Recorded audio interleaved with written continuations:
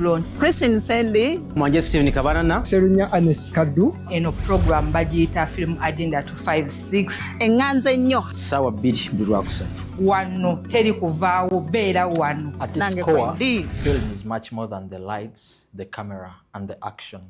Good evening and welcome to the Film Agenda 256. My name is Patrick Sentongo. Now tonight on the show we are going to be discussing the new era of film distribution, and Muzei Bwanika, the Executive Secretary of Palwood, which is the umbrella body for Ugandan filmmakers, is going to be joining me as we digest these matters, distribution in the film industry. Muzei Bwanika, good evening and welcome to the show. Hey, good evening, and I'm humbled to join you this evening. I know it's been a long time, but it's been a marathon of activities. I rarely come through to the Film Agenda 256. The last time I was here, I was still with you and the studio almost caught fire. I think it's the reason today you came dressed. So you had fired me. Today you're dressed covered in clothes that speak to the coldness in the room. This time we are so much well prepared to, counterattack the fire that can come through. But the discussion today is around distribution. And for me, when I look at the film industry in the region, I look back and understand that there has been a lot of growth in regards to talent, production, but also the very core stories that are told in the region.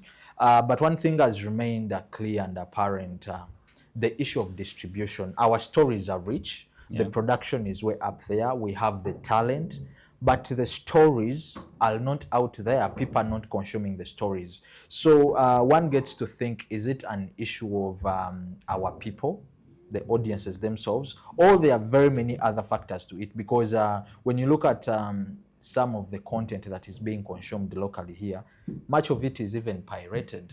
And I want to kick it off from there, Muzei Bwanika. Why is distribution the new battleground for you filmmakers? I won't only keep it to Uganda. I've been in engagements where filmmakers have gathered from within the region to discuss the same. Yes, distribution is not just about film. Distribution is something that cuts across. Actually, the agriculturalists, be it medicine, everywhere. I think it befits the logic if you engage into any activity that is not going to reward you at the end of the day. Be it the teacher, the education system. It's about distribution. So I think when it comes to creative arts, without distribution, then there is no reason as to why any artist could actually engage in whatever they are doing, be it music. Because at the end of the day, it is through distribution that probably creators are rewarded. And I think it is becoming a global issue that every creator now wants to earn from their creation. We take our children to school to study art, not just to give it out for free, but the end result, we want them to earn something. At the end of the day, you're like, okay, my child is excelling, is doing well, but you can imagine a world where filmmakers are not rewarded for what they do. So it befits the reason as why we should create more. I get you right there. When I talked about the issue of distribution not only affecting us as Ugandans or the Ugandan film industry, it's a regional issue. Actually, I might say even a continental issue. At the very start of this particular month, there was the Eastern Africa Filmmakers Summit that brought filmmakers in their various leadership structures from within the Eastern African region. I'm glad I was part of that particular one. I saw filmmakers from countries neighboring Uganda, Rwanda, Kenya, even some came as far as, not as far, but Zambia was part of that representation, Tanzania, Zanzibar. And what was the significance of this summit? Because I understand Palwood was very vocal. Palwood, where you're a leader, was very vocal in this particular summit. So basically, the Eastern Africa Filmmakers Summit is a program under the UNESCO Refile project that is about trying to create a permanent solution to a permanent problem of the film sector in the region. We realized when you look back in 2019 when we started with the EU UNESCO film project, and then around 2021 we had the Open Digital Roadmap. All these were film projects that were tailored to trying and find a problem for the regional film sector. And it has been a common denominator that what was lacking was a film market. And until you solve this common denominator, you're actually not solving anything. So the Eastern Africa Filmmakers Summit was basically to bring together leaders of the different organizations from the regions to come and we sit to discuss a common way of how to deal about a common market that we all desire. You come to Uganda, you realize that every filmmaker out there that is producing content have nowhere to sell their content. Actually, it has been normalized that filmmakers think festivals are the market for their films. Filmmakers have gotten to think that TV stations are the market to their content. Filmmakers have gotten to think, worst of all, that YouTube is a film market. So when you look at this, we don't have to deal with a symptom, but the question is, what is the cause? What is this one problem that, if solved, is going to help to solve all the other problems? So basically, the Eastern Africa Filmmakers Summit was all about bringing the heads together to see that we come up with a common direction which we have to take. Because right now, as we speak, we have an idea of a market that we want to establish. The community, our society is getting digital, and we believe going digital, trying to reach our audiences digitally is the way to go. So having gotten platforms like the Stream East platform, we believe that we can now have discussions on how to go about our markets as creatives. All right, so the very summit we are talking about outed very many, okay, not very many, but a couple of outcomes, all key decisions that we are reached, and part of those was a pact that was signed by all the member, teams that represented their respective countries. I want to pick from you, Mzee Iwanika. How does this particular pact, or what does it mean to the broader, market, or to the audiences from within the region? Actually, the Eastern Africa Filmmakers Pact is our constitution. It is; these are the guidelines for which, because now we are talking about, we've reached a level of talking about a regional market. Yes. And I would want to appeal to my fellow filmmakers. Let us remove the borders from our minds. It is a neo-colonial tendency. You're still under enslavement to still think that probably if you're making film, you're going to make film in your own village. So the pact are the guidelines. It's a constitution that is going to govern our collaboration. Because, we are talking about Eastern Africa. And Eastern Africa as a region, you're talking about very diverse communities, people of different understandings. Producers are going to come on board with their individualistic tendencies. Yeah. Every one of us, naturally, we are selfish. So the idea of a pact is to have a formal document with which we all bring our values together and eliminate those that don't work for the collective family that we are. So basically, the pact is simply a constitution. These are guidelines that inform the kind of management that is going to happen when it comes to the protection and aggregation, release of content, but as well, it is the pact that also manages and regulates the revenue share models. We don't want to have a situation where people, the Bwanikas of this world, wake up and say, this is what I want, this is what I want. The issue is, how can we have a civilized way of handling all these kind of issues? And now that we are bringing different communities together, I think it was just important for us as filmmakers. That's why you only saw leaders of organizations. Now, other than the government representatives, we were targeting leaders of institutions, and of course, renowned institutions in this country. In their respective countries. There are so many filmmaker organizations, but trust me, it was not easy to identify the key ones, those that are the giants in their respective countries, jurisdictions. So basically, we were identifying these organizations, calling on to the leaders that represent the interests and values of their members. Yes. And now, coming up with a pact, what we call a pact, the guidelines is to simply, clearly state how we are going to work together as people from different ethnicities, from different backgrounds. What are these things that are key when it comes to our collaborative effort? Yeah. So the pact is simply a constitution in an ordinary way of trying to look at it, the guidelines that really govern the entire distribution. Quite an insightful background to the pact. But I want to speak as a typical Ugandan and also for a Ugandan local filmmaker out there.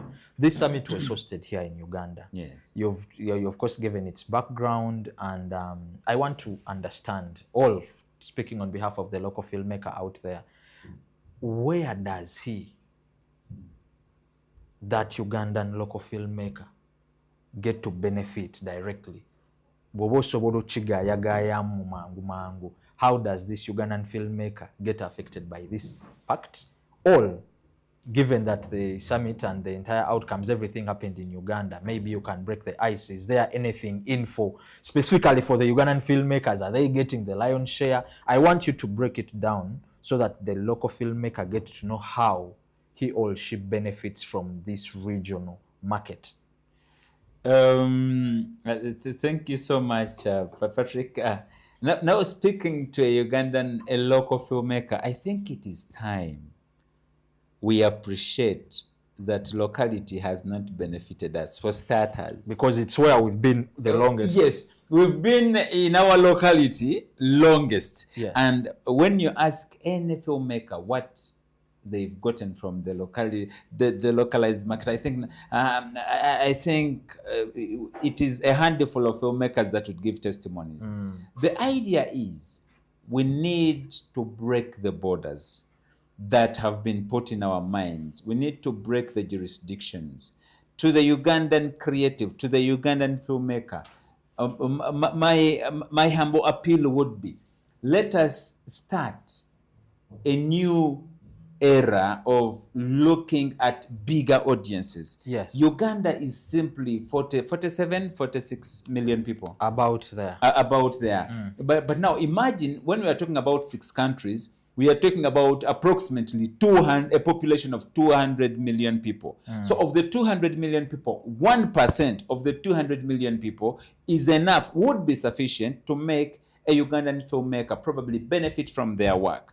So my humble appeal is, let us stop thinking local, let us think market. You know, the advantage with thinking market, with having a market perspective, you stop thinking about your family, you stop thinking about your network, and you think about your customers in the broader sense. Yes. So to a Ugandan filmmaker, this is something that has come to benefit you as much as it will benefit a Kenyan filmmaker, a Tanzanian filmmaker. It is something that has come to benefit a regional filmmaker, to enable a filmmaker have a platform where they can probably put their content after production. Yes. So if you've been producing content for your community, your people, your village, local direct, I think it is high time that we also explore these other avenues. And I'm not saying that it is a bad thing to produce content in our local direct, but as you produce, be mindful of your market. For instance,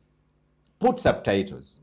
Yeah. We have a bigger community of Swahili speaking in the region. I look at a country like Tanzania. Zanzibar. Yeah. So, it is in Uganda where they look at a person who speaks English as an intelligent. In Tanzania, even in court, even in parliament, it is Swahili. So for them, English is not a language. You go to Kenya, English is more of a second language than a first language. Yes. And that's where the numbers we are. And that's where the numbers are. That's, we are talking about consumers of our content. So it is important for us to start thinking of how we can sit on the negotiation table with our fellow colleagues from Kenya, Tanzania, Zambia. So let us embrace a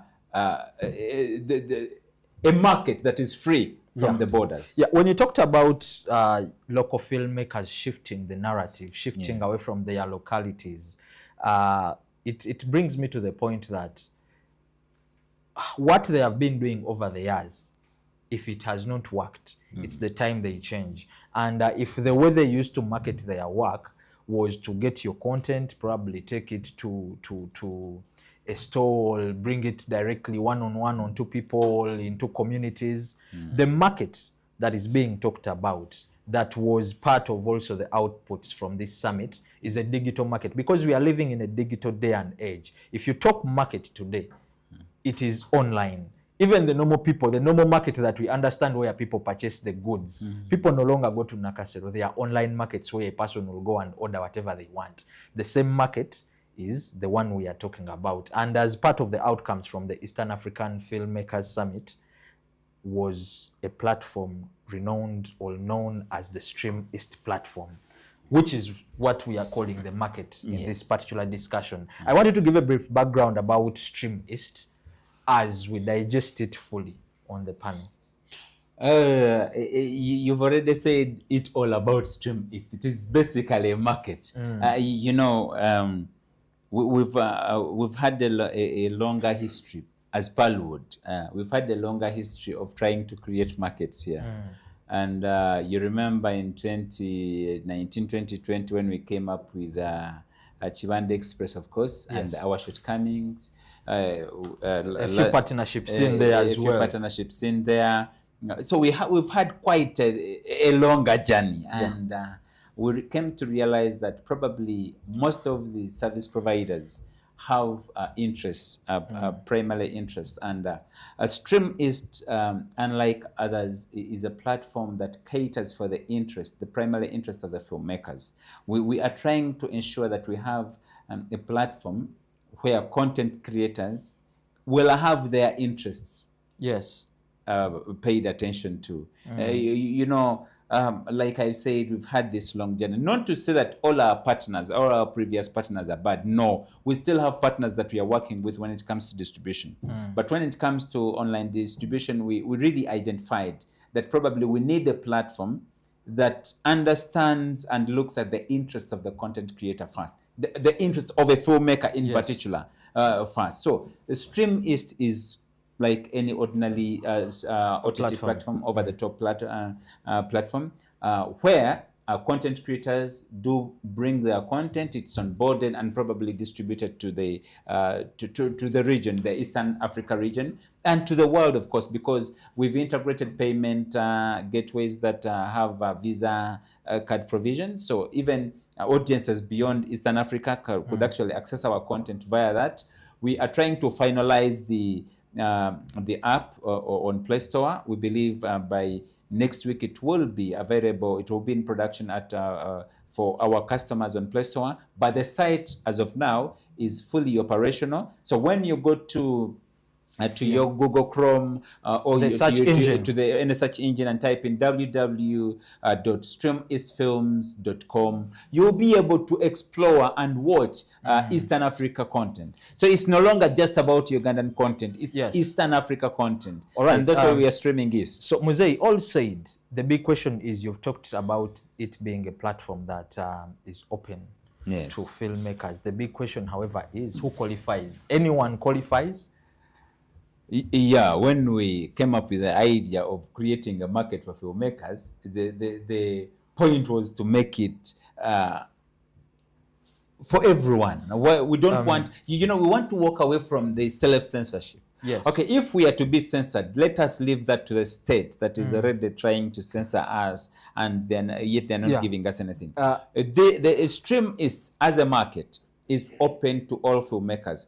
If you could notice, yes, it's an initiative by Pearlwood, but if you could notice, during the summit we had the Film Producers Guild of Uganda. They were well represented by their president, Mr. Matthew Nabuiso, because it is something that we believe, even though you don't want to be part of Stream East, we want you to pick inspiration and probably do something like this, because at the end of the day, we are winning as a sector. Each person you introduce to digital consumption of content is a win to the entire sector. Yes. This is what is going to define our market worth tomorrow. Okay. So basically, we have limitations. Still, working as individuals has not gotten us any far as creatives, as filmmakers. But this time around, we are saying for each jurisdiction, for each country, for you to have your content onto StreamEast, you either have to be an organization of content creators, or you have to go through an organization that already subscribes to the system. You're not working with individuals. No, not at all. I'm also an individual, but I'm part of an organization. And that's how your content is getting onto StreamEast. Exactly. From a layman, I will now pose this question. How is StreamEast, the platform we are discussing now, how is it different from other platforms we've seen around? Of course, before it's coming, we've seen platforms like Afro Mobile, even YouTube itself. How is it different from those and the couple of others? It's for premium content, pay-per-view. For starters, you watch what you pay for. StreamEast is a platform for and by the filmmakers themselves. Okay. So that is something that, unlike YouTube, who we might track its genesis, and now we don't know. You don't know. StreamEast is where you will go and you order for what you want and you'll get it. Yes, other platforms have you are in position to pay for using your mobile money. The same thing applies to StreamEast. The difference is with StreamEast, every penny you pay, you are supporting a local filmmaker. Yes. Okay. So how is StreamEast linked to the new film ecosystem? You know, to the new film distribution ecosystem. Like I said, the world is getting digital, and you know, everywhere you go right now, I think very soon we may even normalize sitting for exams online. Actually, it's already happening. It's already happening. Yeah. Thank you very much. So when you look at StreamEast, we are not going any different, because at the end of the day, the moment we do something that is not, that people don't relate with, it also risks acceptability, because you know, you're introducing something and people are not familiar with it. But to this to an advantage, we are trying to embrace the digital evolution. We are trying to walk by what is happening. You know, young people today, when you tell them about the analog way of film distribution, you know, the VHS, VHS tapes, they no longer have the time. So people are watching content using their phones. Content is right in their palms. So we are trying to reach our audiences in real time. Okay. When we discuss market, we cannot run away from the issue of money. Yes. And money within the creative sector. I'll be specific. They are collective management organizations that you know, are responsible for collecting revenue. Yes. Revenue shares for, you know, content creators, be it artists or filmmakers. Now in Uganda, Uganda Federation of Movie Industries, UFMI, is the CMO for filmmakers. Now we are using the summit as the case study to digest this conversation around distribution. Now, as an outcome also from the same summit was the signing of the reciprocal agreement between the CMO, which is UFMI in Uganda, and Kosozo, which is the CMO in Zanzibar. So how does this reciprocal agreement signed between these two countries, between UFMI and Kosozo, UFMI Uganda, Kosozo Zanzibar, how is it you know, beneficiary to both the two institutions, and what does it mean for the local filmmakers both here in Uganda and in Zanzibar? UFMI was given a license, I think, in 2009. That's when it was given a license as a collecting society. And as far as I know, to my understanding, UFMI has not had a reciprocal agreement since then. Yes. So today, currently, as we speak, you know, the Resoro is a first step. I think it is a first step in the right direction for UFMI as an audiovisual collecting society to have a reciprocal agreement with some other, with a fellow collecting society outside of Uganda. And I trust this is just the beginning. A lot more is yet to happen. We believe after the reciprocal agreement with Kosoza, the Corporate Society of Zanzibar, we believe other collection societies are going to come on board. Already Malawi, I understand, because we also try to use the opportunity of the stakeholders coming together for the summit. Actually, I was going to ask the question that during the summit we had a couple of member states that took part.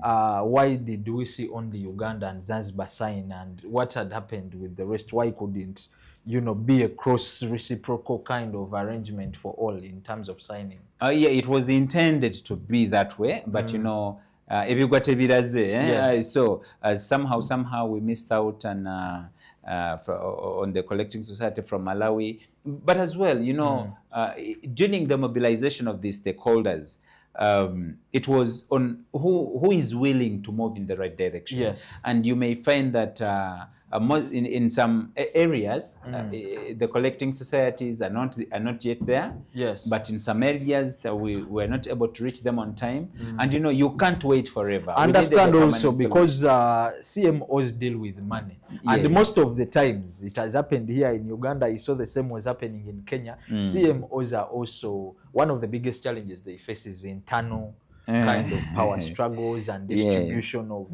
royalties and all that. But Muzei, for a local filmmaker, this reciprocal agreement between Uganda and Zanzibar, does it mean that now our local filmmakers in Katwe, in Nabulagala, in Makerere, Chikoni there, does it mean that now their content they will make direct money in Zanzibar and their revenue and royalties will be corrected and they shouldn't worry?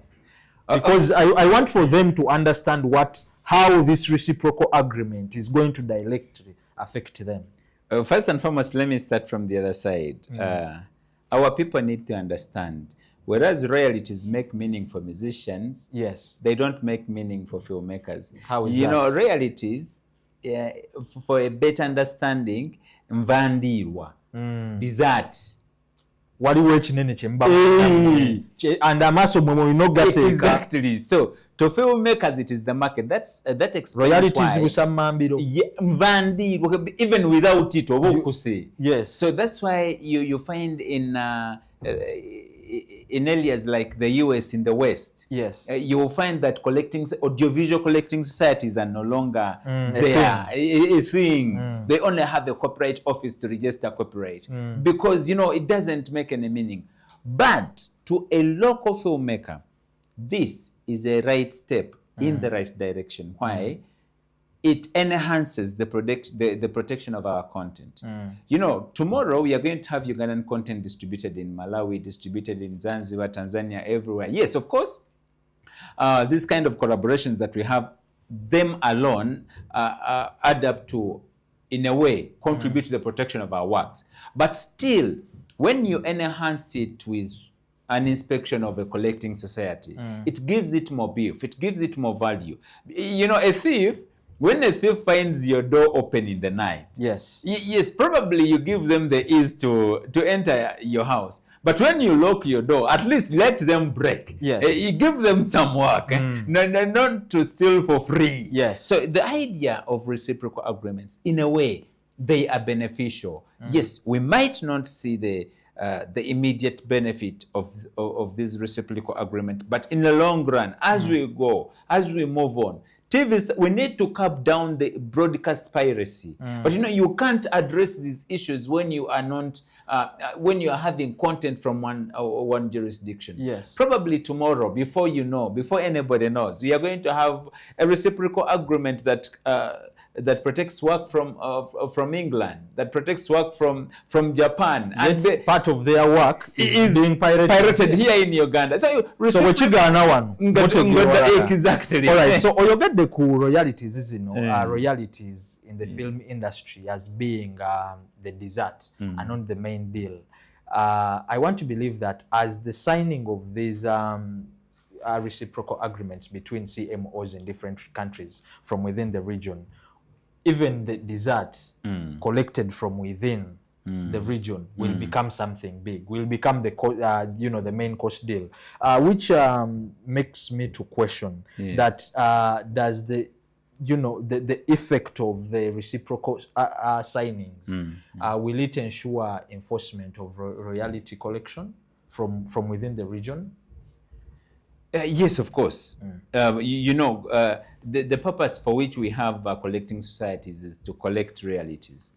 And because we are having these reciprocal agreements, it will enable for example, to start with, Corporate Society of Zanzibar, it will enable COSOZA to collect royalties on behalf of Uganda. And these royalties will be sent to UFMI, and probably UFMI will send them to the content creators. So I think it is something that is of benefit. Yes, whereas royalties have never made filmmakers rich, yes, still royalties provide an enabling environment for correcting societies to protect the works of the filmmakers. All right. Still speaking about CMOs, back to Uganda here. UFMI, in the recent past, a lot of fire has been inside and within and all over UFMI. And I want to pick from you. What is the way forward, or what is ongoing now with the amendment process of the UFMI amendments? I think you need to call the CEO of UFMI. Mr. Umai, I tried to contact him before we got here. Unfortunately, I couldn't get him to address that. But as far as I know, UFMI, I'm a member of UFMI, though I think I'm giving up on my membership because, bagamba, nalimo bulungi, agira nakowa. Moving out, signing out as an individual, as an organization. I don't know. Probably as Pearlwood may buy, because we are having discussions as Pearlwood to really to quit. To quit because we don't want to be silent partners. Yes, silent.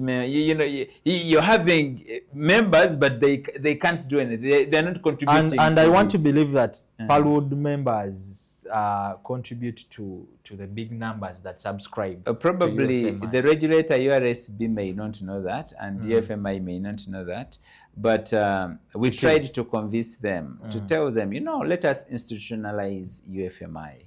So that we may be able to have a national organization. Yes. Let us have guilds, let us have institutions, let us have an organization that stands on institutions, but they preferred to remain with individuals. Of course, the constitution of, I think the Corporate Act talks about every member should have, a society should have a vote, and based on that, they try to, it was a long story. I think you've addressed what my next question was, that, the governance gaps that are in there. Exactly. You see, all governance gaps will arise, accountability issues will arise. The moment you don't have a structure. Yes. A structure is one thing that will move an institution. The moment you fail on the structure, you can't, no matter how you may try to give, what is it when you're trying to bring back a person who has, how do they call it? Down? No. These people that have fallen in water.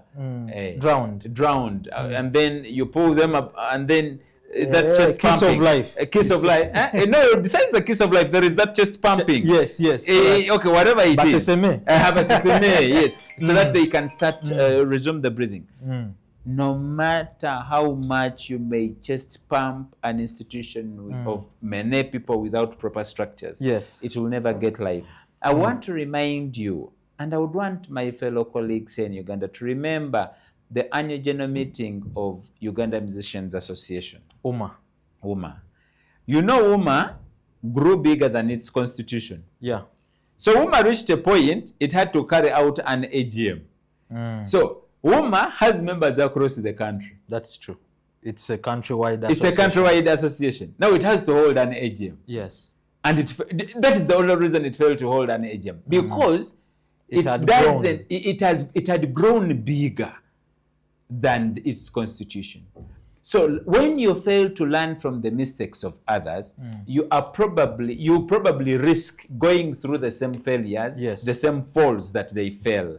So WUMA, if WUMA had a congress way, an electoral college, where regional representatives could actually have delegates come and attend the AGM, probably today would have had a stronger institution. Well, and I can testify without fear of contradiction. WUMA is not as strong as it was before that AGM. Exactly. So the AGM affected greatly. It might not have killed, but it greatly affected WUMA. We wanted to have the same steward to the collecting society. Imagine tomorrow where a collecting society is going to have, because it's a national body, is going to have members in Kabong, members in Rwachtura, everywhere in the country. You need to carry an AGM, and then you can't, because one, you don't have the resources to bring all these members, and the members are not even given the money to bring them. So Mzee Bwanika, with everything in play in relation to the CMOUFMI, what does its future look like? Will the amendment finally happen, and if it happens, what will be left? No, the amendment is going to happen. We have a child in URSB. They brought lawyers that are very good, fresh from school. They are very knowledgeable about certain clauses. I know some of your members were very bitter with them, saying, by you being a lawyer and speaking that flowery English does not make you become more understanding in my field of practice. And I think I maintain the same position. So they speak a lot of English, and we are stuck there. Yeah. So the amendment is going to happen. But as long as it remains individualistic centered, we are back to square one. So to someone who looks up to bigger things, you need to spare yourself from the stress of having to try. People look at you as if you're fighting for something. There is not even anything to fight for. So I think it would be just humble of you to step aside and let them be. There are wars that are worth fighting. I will fight UCC for and boycott the Uganda Film Festival to my last breath until they stop the illegal film broadcast. That is worth fighting. I will stand for that. But now, in UFMI, it is not helping me anything. The last time we were here, the battle was to do with the UCC and the UER. And it's still on. You think you think it ended? No, I will shift you from that back to the conversation around distribution. Now we talk about distribution, but what is being distributed is a product, which is a movie. And I want us to just use one case study, and I will draw it to a Wakaliwood film, Rolex Time. Yeah. What is Rolex Time about? I want you to break it down and tell me about it. You see, anybody who has followed Wakaliwood from day one, you would appreciate that Wakaliwood is an action movie center. So Rolex Time is simply about, he does what he does best, always, action movie. Okay. And, he's trying to reintroduce this young martial artist. First of all, who is the guy? Who is the team who is the person? The producer is Ndugunabwana Isaac, the old man. Nabwana, yes. And he's bringing back this youngster, Isaac Newton. He's the main character. And this Rolex Time is a family movie that I think everybody needs to watch. Being at an administrative panel in Paluwood, I've had a chance to have a look. You call them snippet. Onto the movie. It's really a good thriller. It is something that is it is interesting. It will take away. It will kill the boredom. And Isaac Nabwana has always done it better. You remember, he's been there. Yeah, he has been there. You remember him in Who Killed Captain Alex? Yes. And the way he did his thing. And trust me, this is a new version of him. All right. Yes, the quality-wise, camera work, camera movement, everything is nice. I like the lighting. The action, you see, the choreography, it's a good art piece. And I like the way he's trying to throw it out there to the people to appreciate my it. next question, you're speaking so fondly about the movie. Yes. And we've been discussing distribution as one of the problems that are affecting the sector, the film sector. For this particular film, how is it being promoted? What are the plans promoted locally here and then regional or even globally? Whereas we need to appreciate the global market. Yes. It starts with you. It starts with your family. It's a bad thing to try and limit your capacity in the confines of your family. Yes. It's not good, but it's a good thing to appreciate that it starts there. So I think he's doing quite a good job trying to promote Rolex to the ground. I've seen Rolex being advertised in Western Uganda, Northern Uganda. I've seen it take rounds in Eastern Uganda. You see, he has reached out to these video libraries, the guys that sell content. He has reached out to fellow filmmakers to ensure that at least each and everybody can talk about Rolex Time. Right now, we are Rolex Time. Okay. Are those some of the spaces where it's also going to be screened? Is it going to be on Stream East, as the platform we just talked about? Where can a person check it out? If it is going to the cinema, you know. Speaking from the point of authority, Yes. Rolex Time is coming on Stream East Stream East. for the Ugandan and Eastern African region. audience. Yes. Okay. Yeah. What does its rollout say about evolving release strategies of films in the region?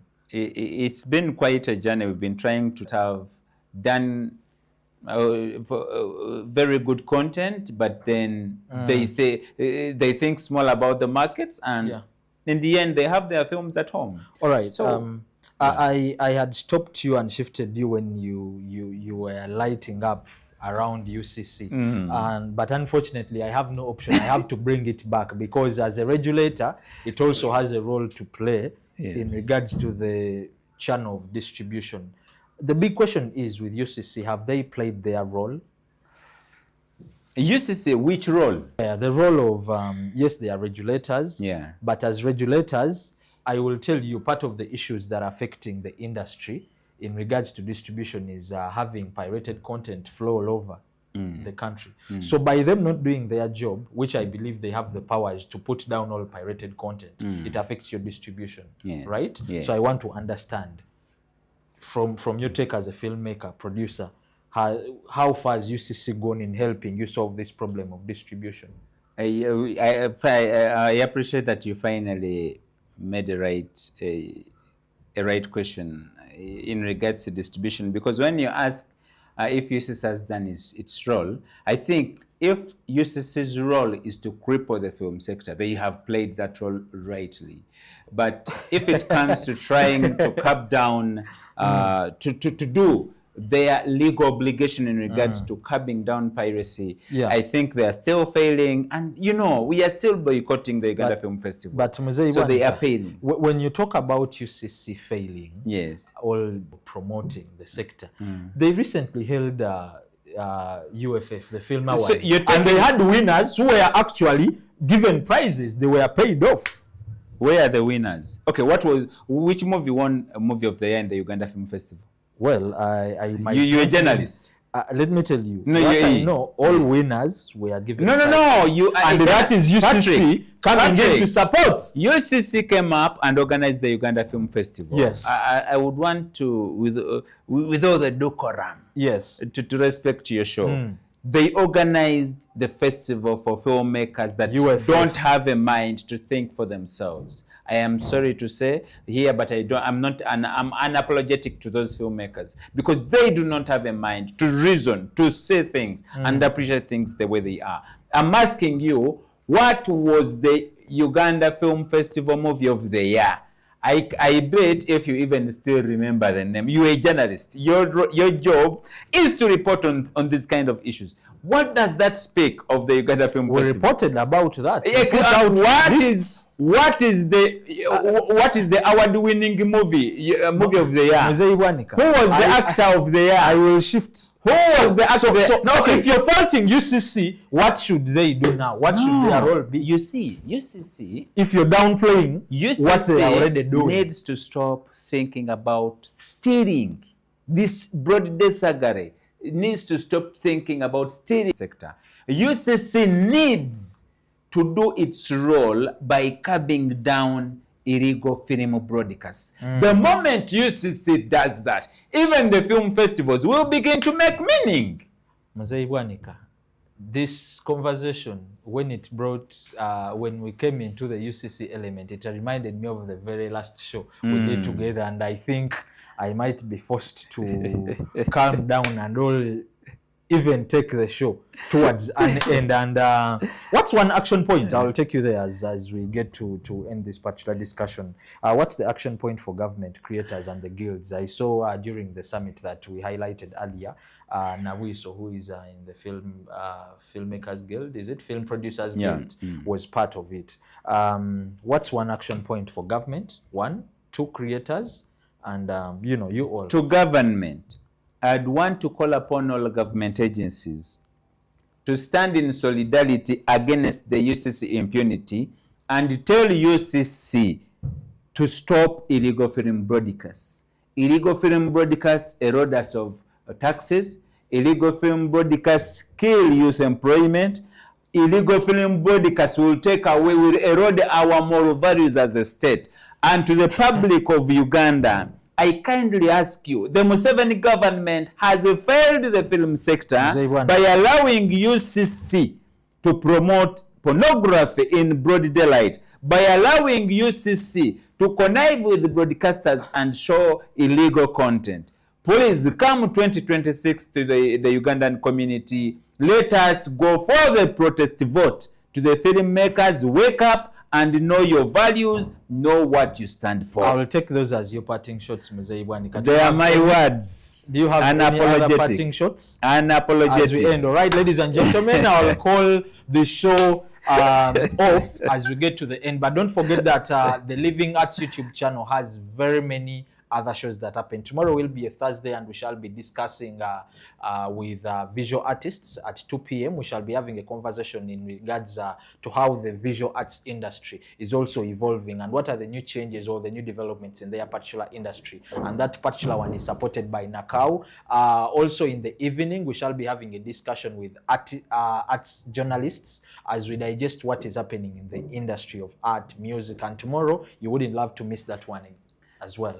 And maybe, Patrick, if you may allow me, yes, it's also a humble appeal to filmmakers. Yes. Stream East is here for every filmmaker, so we call upon every filmmaker to appreciate, to embrace. Yes. Stream is probably, if you're not, even when you don't want to have your film distributed through these channels, it is important. It's just humble of you to start appreciating check it out. This kind of markets that we've introduced. Digital markets. Try and familiarize yourself with the embrace technology. Embrace technology and let us move together in this simple direction. To every filmmaker, don't feel threatened. Don't, there are those people that will say, I don't want to work with so-and-so, they will steal my film. But even when you have your film in your home, you're not getting anything. So put it out there. Yes, put it out there. There is nothing they are going to steal from you when you have nothing. I think it is also important for our comrades to appreciate that if you have 10 million and somebody steals 500,000 from you, you're actually not losing. You're better off a person who is afraid of earning the 10 million because somebody will take away 1 million from them. I know. Thank you. As we close it up, I just remind the people still about Stream East, remind them of how you said next week updates will be made. But for now, Stream East is accessible via any search engine, via